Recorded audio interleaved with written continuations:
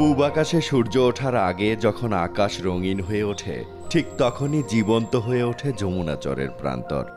সূর্য ওঠার সাথে সাথে শুরু হয় চরের মানুষের ছুটে চলা। খুব সকালে বন্দরের হাট বাজারে ক্রেতা অপেক্ষায় থাকে, কখন চরের শস্য বোঝাই নৌকা ভিড়বে হাটের ঘাটে। এদিকে ভোরের আলো ফুটতেই চরের নৌকা রওনা হয়েছে চরাঞ্চলে উৎপাদিত শস্যপণ্য নিয়ে। শ্যালো মেশিন চালিত নৌকা নিয়ে নদীর বুক চিরে দ্রুত গতিতে ছুটছে। গন্তব্য হাটের ঘাট। নৌকা ঘাটে ভিড়লেই শুরু হবে ক্রেতা বিক্রেতার মিলন মেলা। আর সে মেলাতেই মিলবে গাইবান্ধার ফুলছড়ির মানুষের অর্থনৈতিক মুক্তি। ইতিহাস, ঐতিহ্য, মানুষের জীবনযাত্রা, প্রসিদ্ধ খাবার আর ফসলে বিখ্যাত হয়ে আছে উত্তরের গুরুত্বপূর্ণ এক জেলা গাইবান্ধা। এই জনপদের প্রাকৃতিক সম্পদের তালিকায় সবচেয়ে মূল্যবান সম্পদ হিসেবে রয়েছে যমুনা নদী। যমুনা চরাঞ্চলের চাষাবাদ আর যোগাযোগ ব্যবস্থায় চলছে গাইবান্ধার অর্থনীতির চাকা। সড়কপথ, রেলপথ ও নৌপথে যুক্ত রয়েছে এই জেলা। যোগাযোগের এই মাধ্যমগুলো ব্যবহার করে শিল্পায়নের দাবিসহ রয়েছে নানান সমস্যা, সংকট ও সম্ভাবনার গল্প। আর সেসব কথাই বলছি এখন।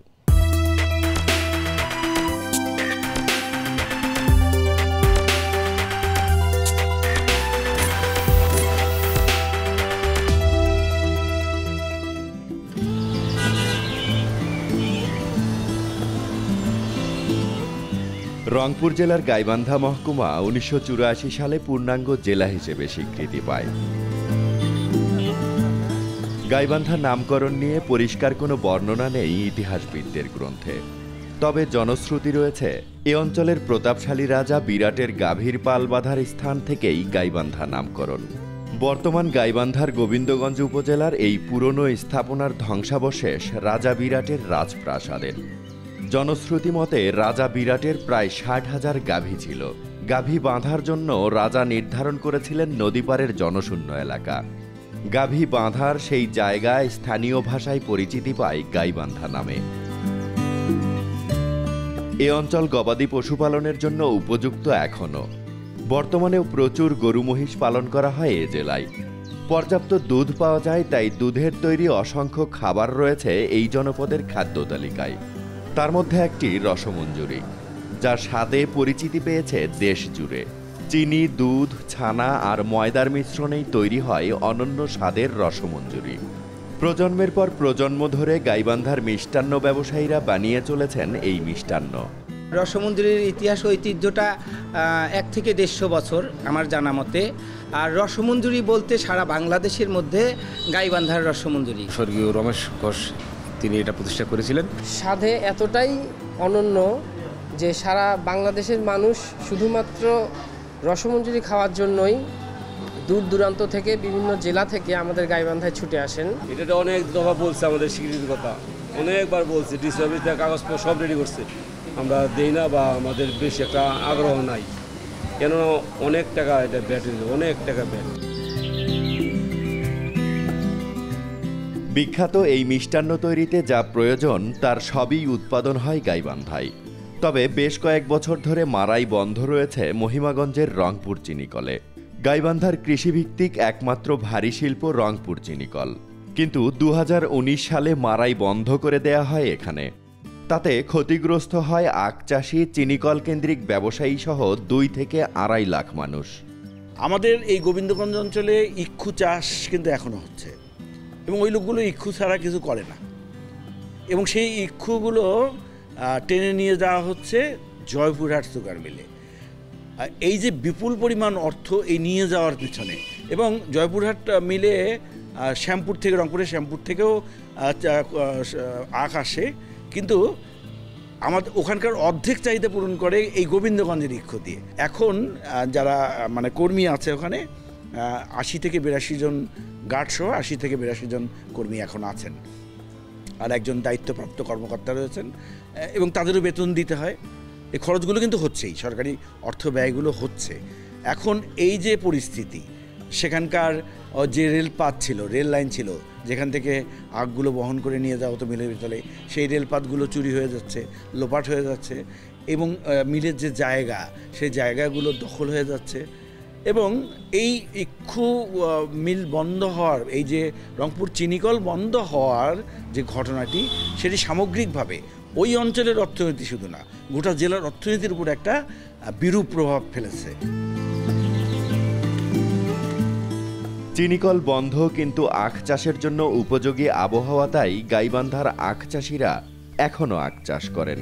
তবে সে আখ যাচ্ছে জয়পুরহাটের চিনিকলে। দূরত্বের কারণে ন্যায্য মূল্য পায় না কৃষক।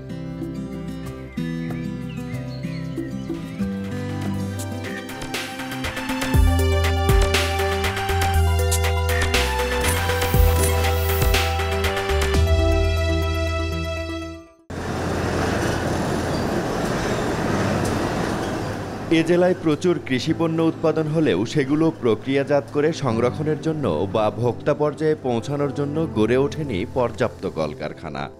এমনকি কলকারখানার জন্য সব ধরনের সুযোগ সুবিধা রেখেও শুনশান নীরবতা বিসিক শিল্পনগরীতে। ব্যস্ততা কম, তাই কর্তৃপক্ষের অবহেলায় ধুঁকে ধুঁকে চলছে এই প্রতিষ্ঠান। রাস্তাঘাট সংস্কার নেই দীর্ঘদিন। খানাখন্দে ভরা রাস্তাঘাটে ভারী পণ্য বহনে চরম দুর্ভোগে উদ্যোক্তারা। পানি নিষ্কাশন ব্যবস্থার দশাও বেহাল। প্রায় ৩৮ বছর বয়সী এই বিসিক শিল্পনগরীতে ৫২টি শিল্প ইউনিট রয়েছে, যার অর্ধেকই ব্যবহার হচ্ছে না উৎপাদন কাজে।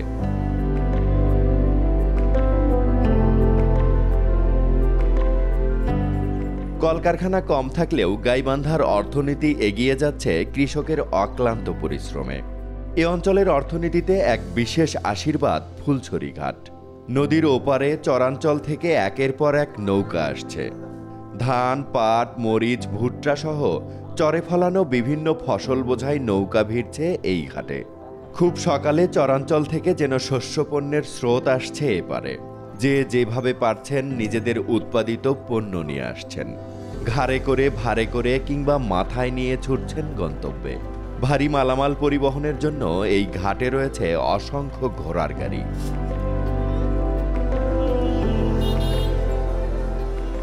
সকাল সকাল চরাঞ্চল থেকে হাটুরেদের আগমনে হাট জমে উঠেছে।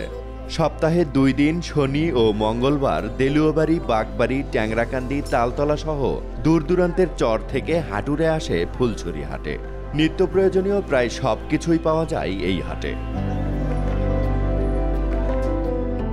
হাটে আলাদা আলাদা পণ্য ক্রয় বিক্রয়ের জন্য নির্ধারিত জায়গাগুলোকে বলা হয় হাটি বা পট্রি।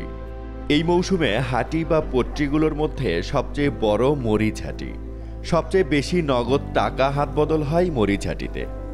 এবছর প্রতি মন শুকনা মরিচ বিক্রি হচ্ছে ৬ থেকে ৮ হাজার টাকা। হাটে শুকনা মরিচের সরবরাহ প্রচুর।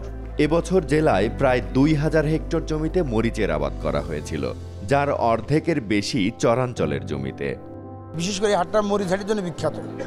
এখানে কয়েকটা ডিস্ট্রিক্টের লোক আসি মানে কেনাকাটা করে, নদীপথে যাতায়াত করে। গভর্নমেন্ট থেকে যদি নদীপথে পেট্রোল ডিউটি দেয়, তখন ব্যাপারীদের জন্য আরও সুবিধা হয়। জামালপুর থেকে নিয়ে আসছি ফুলছড়ি হাটে। মোটামুটি এবার বছর মরিচের দাম কম, গাড়িতে তো লস খাইছে, ব্যাপারীরও লস। অন্যান্য বছর ১০,০০০, ১১,০০০, ১২,০০০ টাকা বাজার থাকে। এবছর আমদানির কারণে ফলন বেশি হয়েছে, বাজারের কম। এই মরিচের আবাদে হাল চাষ করে যে পরিমাণ খরচ হয়, ওই পরিমাণ অনুযায়ী মরিচে এখন যেভাবে বেচা কিনে হচ্ছে, এইভাবে আর কি কৃষকের খরচ উঠতেছে না। হাটের আরেক প্রান্তে সোনালী আঁশ কেনা বেচা চলছে। সবে মৌসুম শুরু হয়েছে, তাই খুব বেশি পাট আসেনি। পরবর্তী প্রতিটি হাটেই বাড়বে পাটের সরবরাহ। এবছর জেলায় পাটের আবাদ হয়েছে প্রায় ১৪,০০০ হেক্টর জমিতে, যেখান থেকে পাট উৎপাদনের লক্ষ্যমাত্রা ধরা হয়েছে প্রায় ৪০,০০০ মেট্রিক টন। সেসব পাট হাটে আসলে সপ্তাহ দুয়েক পর থেকে জমে উঠবে পাটের হাটও। বর্তমান পাটের দাম ভালো আছে, পরবর্তী কীভাবে বলা যাবে না। পানি এখনো হয়নি, বন্যা হলেই সিজন আসে যাবে। শ্রাবণ থেকে ভাদ্র আশ্বিনে এই পাটটা একটু বেশি ভালো পাওয়া যায়, কিন্তু কেবল শুরু তো বাজার মোটামুটি আছে আর কি, ৩৫০০ থেকে ৩৮০০ টাকার মধ্যে বেচা কিনা হচ্ছে। এতে কৃষকের একটু লাভ কম হচ্ছে, ৪-এর উপরে হলে একটু ভালো হয়। ১০ টাকা কামাই করে যদি পামলা ফাঁসে দিয়ে যদি না ওঠে, তাহলে তো কৃষকের পত্তা নাই। ৬০০ টাকা ৭০০ টাকা কামলা, একটা ৩-৪টে কামলা লাগে। আবাদ করতে কত টাকা লাগছে? হিসাব পাতি করে দেখা যায় 200-100 টাকা লাভ হয়, 30-60 টাকা পাট বেচলে। পাট কাটা পারতেছে না, পাটে জাগ দেওয়ার জায়গা নাই কে, এই কারণে খরচ বেশি, এই কারণে পাটে এবার লসই।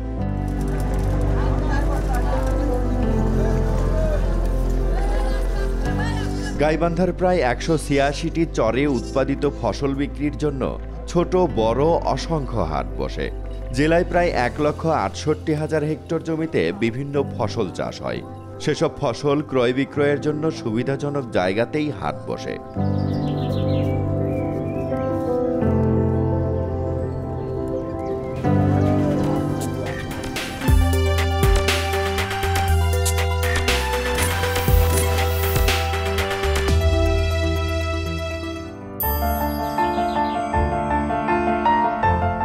পলাশবাড়ী উপজেলায় এশিয়ান হাইওয়ের পাশে জমে উঠেছে কলার হাট।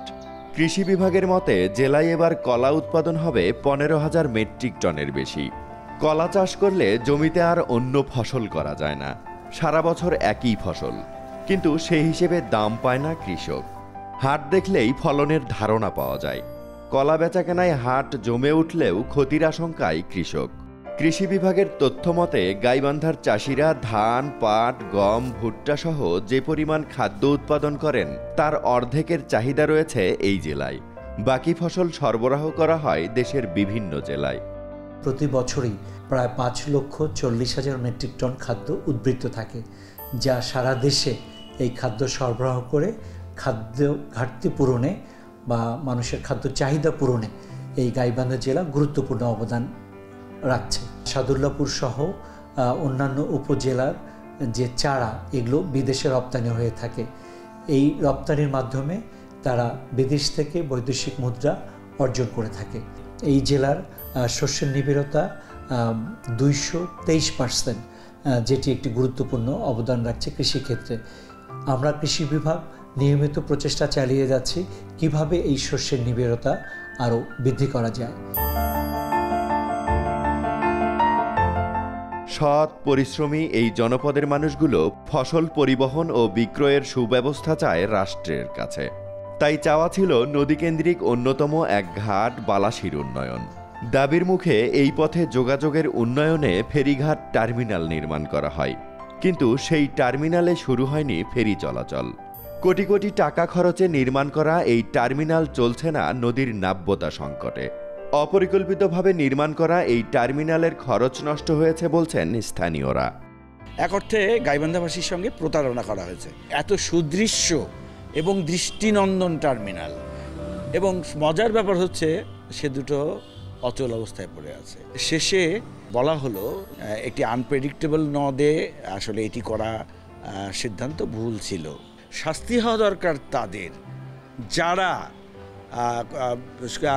যারা সমীক্ষার কথা বলে সাধারণ মানুষের ট্যাক্সের টাকা কিংবা সরকারি টাকা যাই বলেন না কেন, সে টাকাগুলোকে বিপুল পরিমাণ অর্থ সেই টাকাগুলোকে নষ্ট করে যারা এই জাতীয় কর্মকাণ্ডের সাথে যুক্ত হলেন তাদের শাস্তি হওয়া দরকার, এবং তাদের জবাবদিহিতার আওতায় আনতে হবে, আইনের আওতায় আনতে হবে। আসলে বালাসিঘাট হোক, এটা গাইবান্ধা সহ উত্তরাঞ্চলের মানুষের এক সময়ের দাবি ছিল। এটা বালাসিঘাটও চালু হয় না, মানুষেরও উপকার হয় না, টাকাটা কোথায় গেল আমরাও জানতে পারি না।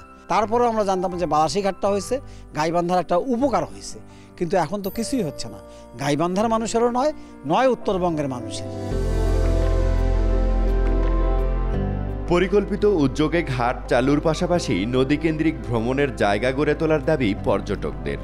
নদীর ওপারে চরাঞ্চলে পরিবার নিয়ে ঘুরতে আসা দর্শনার্থীদের দাবি নিরাপদে পর্যটকের চরাঞ্চলে যাতায়াত ও পর্যটন কেন্দ্রিক স্থাপনা গড়ে তোলার। চরাঞ্চলের কৃষিকে আধুনিকায়নের মাধ্যমে এ অঞ্চলের মানুষকে এগিয়ে নিতে আর শিল্প কারখানা গড়ে তুলে কর্মসংস্থান বাড়ানোর দাবি এখন সবার। রসমঞ্জুরি, ভুট্টা ও মরিচ, গাইবান্ধার এই তিন পণ্যের সমন্বয়ে জেলা প্রশাসনের স্লোগান স্বাদে ভরা রসমঞ্জুরির ঘ্রাণ, চরাঞ্চলের ভুট্টা মরিচ, গাইবান্ধার প্রাণ। এই স্লোগানেই এগিয়ে যাক উত্তরের জেলা গাইবান্ধা।